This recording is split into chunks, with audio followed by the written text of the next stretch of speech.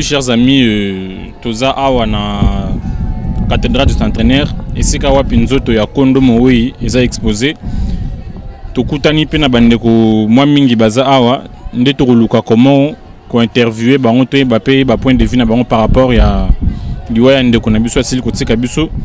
J'espère que bino moko bozomona ambiance ni ezo régner awa eza ambiance ya mawa ndenge ni bato bazolela. Ça fait vraiment mal komona ndeko ndenga tiki biso.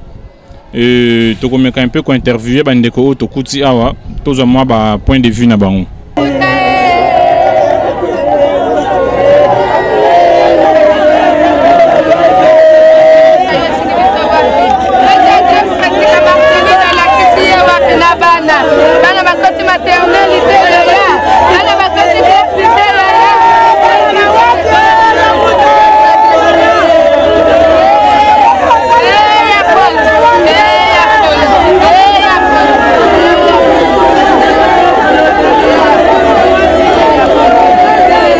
Papa Aimé Kanou. Bonjour frère Aimé.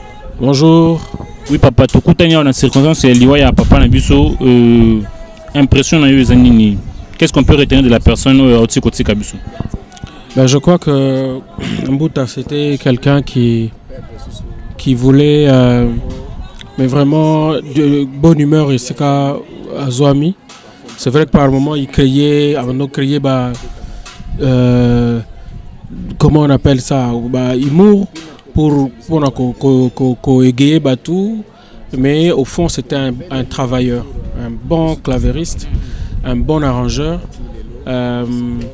et un homme intelligent parce qu'il était quand même professeur à l'INA et puis professeur assistant dans UPC. Et donc je crois que c'est quelqu'un de grand que nous venons de perdre, mais en toute chose Nzambe azwaka le komo parce que à mettre un temps et à circonstances. Yende mutabongi que lelo Mbouta azala azongara mboka na ye Nzamba zoloko. Ok frère Aimé, tokoki koye frère papa Mbouta Belaki, qu'est-ce qui a fait que lelo tokoma na liwande ngabel? Personnellement naza quitté na utuko zonga il y a 2 jours. Donc c'est vraiment circonstante et puis na kuti batuno swazali na mamawa je ne voulais pas commencer je crois qu'on va poser ma question juste après après enterrement parce que je pense que pour l'instant il est le plus important Isaiah Kolelaï. OK, merci frère Aimé. OK, Torozope papa Patrice Tomouni awa président ya amical ba musicien chrétien pour me capter qu'on a point de vue. Bonjour frère Patrice. Bonjour bien-aimé. Tokutu na matanga ya papa na biso biso un peu qu'est-ce qu'on peut retenir na papa oyo atiki biso? Na kanisi Mbouta Banzaza ndeko o ayebani mingi na milieu na biso ba musicien chrétien moto vraiment koki parfois ko bossa na ya azate na musala na salaka ya za accompagnateur accompagné par musiciens chrétiens belé ngai pe accompagné ngai na l'église belé à Sali et vraiment de l'onzamba zui bomo inaye biso tant à prendre de nouvelles depuis mercredi et tout chaque biso et pona ko l'action bana nzambe ke ngongo ekoki pour que te ba ko pesa nzambe merci o ya pesa ki biso Mbouta lelo a récupérer ye ndenge pa pesi biso likabone ne kati na église eza pena mukolo ya kozwa biso nos tozala awa et banda lelo ti lobby pour y programme d'engrais zali kotambola et puis ba musicien chrétien je crois besoin qui ba SMS pour bo sanate na message au besoin qui pour lobby sengeli to yeba ko conclure na yango zama pa mo la bino bozala souple vraiment to zela bino surtout bo même ba PCP contribution na bango na noté bo sala no ki lobby pour que boko kisa yango. Merci. OK papa Patrice to yeba cause ya liwa ya papa Banza. Bon jusque là to solo na famille te pour to yeba parce que nous sommes médecins et nous niveau plus le spirituel.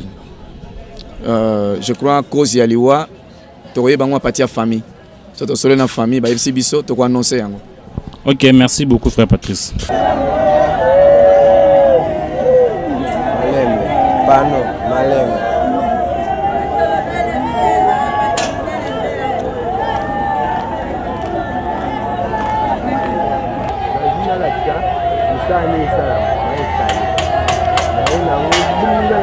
mobembezali ebembeza na centenaire katuka mamo swana mutama batoma modela katuka tozaraka awa tozo continuer kotuna bandeko tokoti sur le terrain toyeba ba impression na bango pe ba point de vue na bango. Bonjour papa. Oui papa, tokutio na matanga ya papa na biso tikotika biso. Quelles sont vos impressions? Nous sommes émis de compassion. Tout ça tellement touché que Tobungisi d'abord Tobungisi les kinabiso la famille. Tobungisi Lisusu serviteur de Dieu. Tobungisi artiste monene amboka oyo. C'est un frère qui a contribué à ma degré mon Rosaranate. Et dans son domaine, franchement, Mbouta c'était un génie. Sotali comment il a su révolutionner instrument principal naé. Abandonne accordéon, à sala clavier.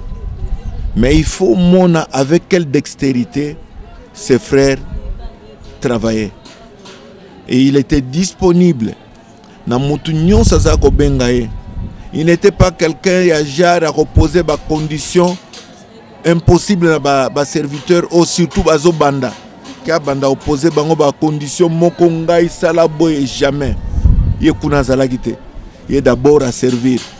Tant à servir, Azane Sengo, il y a un travail bien fait. Et c'est un homme rigoureux. Azagina rigueur pour la Katia Moussalanae. Vraiment, Tobungisi, un grand dans la musique chrétienne, bref, dans la musique en général, parce que Azagi est professeur Naïna. Et Asali Mingi, Nzambe Mutapesaki, Nzambe Asili Kozwa, Komba Nzambe Kumama. Voilà, et le qu'on a Koloba. Ok, merci papa. En particulier, souvenir nous a gardé pour na papa Banza. Nalobi na yoke mingi, parce que studio nanga o ezali a nakati ya centenaire. Na pesa ki yende mutazako gérer. Bato azao yebangate bazao monaye. Mais bayebite nani amemaki na centenaire. Mutamemaki na centenaire ezangai. Nde fongola ki bikuke. Akota ndima miti na kati ya centenaire. Akomi ko pesa ti kokoma chef de travaux awa na IPC.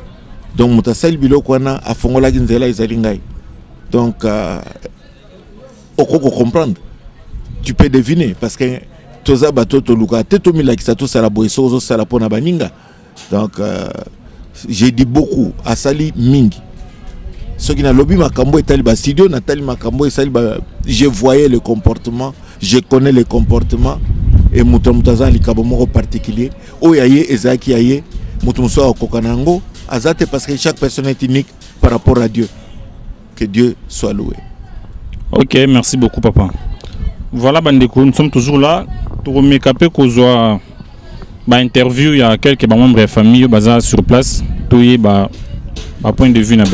Église, Moussala n'a pas préparé pour l'enlèvement. Bozué Kokiko Yana Yango, mais mingi enlèvement. Yango nebsaka bat soki omoni na église na bino bateya ka likambo ya enlèvement te bima na église wana. Bima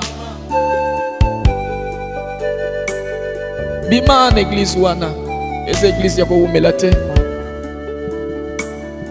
soki nzamba bengi moto ezaka lisano te kobenga ya nzambe ekeseni na kobenga onoko abengaka yo mongongo na nzambe ekeseni na mongongo ya tata mwasi. Haleluya. moto abengami epai na nzambe ya bando banga soki nzamba bengi nzoto elengaka tremblement eye na nzoto. Soki tata mwasi ya bengi na 15h na koyebisa na koya na 20h na kosala ngai lokote. Soki nzamba bengi na ngonga wana kaka yango nzamba bengi esili. Ba diskitaka te ko benga ma ya nzambe. Nani ya benga yo na église. Haleluya.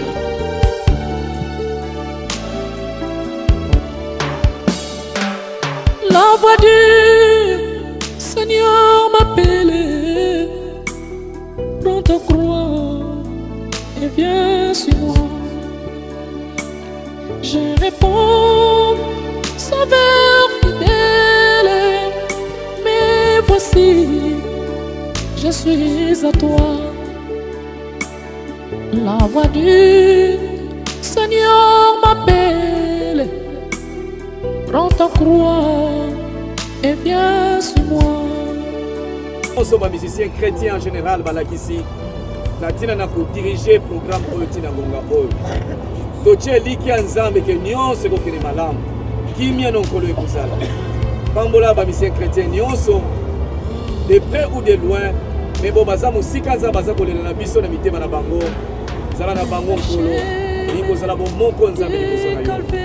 Ozongisi famille Oyo wana na yo atiki na maboko na yo mwasi pe bana. Totiki libota mobima na maboko na yo nzambe.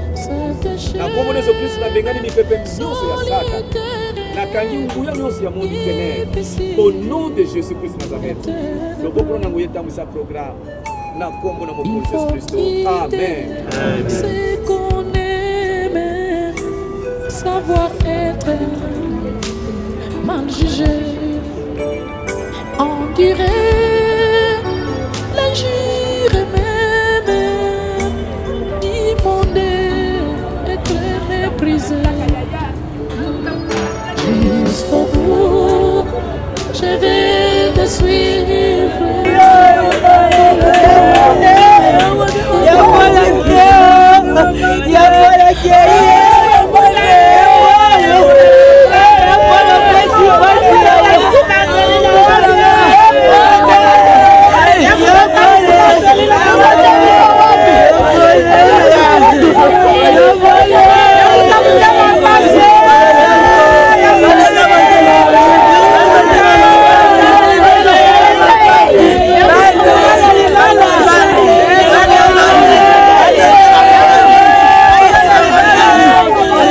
Tu interviens à Mako Kaka membre de la famille et puis tu es Mbote Ndeko. Mbote. Oui, tu es Kombo pe ozana ni na kata famille. Ouais, je réponds au nom de Beni Banza, Naza vraiment membre de la famille. Mbuta o akufi aza grand frère. Aza grand frère. OK, oui, c'est biso pour souvenir ni pozo garder pour notre grand frère. Bon, souvenir nous garder pour notre grand frère ngai. Donc à côté de l'école, na formation en musique, malgré na comme na soukate, na kata qui contenir temps, na 500 na classe, na formation na estimate. Mais à promettre que non, ceux qui assistent à l'examen pour aller autant à peu, à son bilan clavier, pour nga mona beta nanda. Voilà, OK, tu es cause lié à papa. Pardon? Cause lié à papa.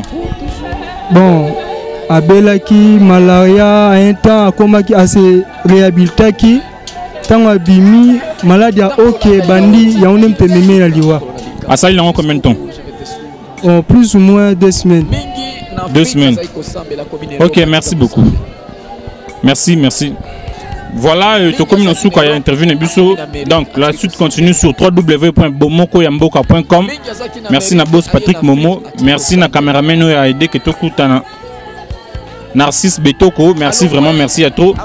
Ceux qui veulent contacter Ngai Moko humble serviteur Nabino John Tambo Fislov, le Mahatma de la presse. Numéro est à plus 243 89 68 58 594. Je répète, plus 243 89 68 58 594. Ou soit Tokutani na Facebook Fislov Ntambwe. Wanande Toko Bokokutana Nangai. Et la suite continue sur www.bomokoyamboka.com.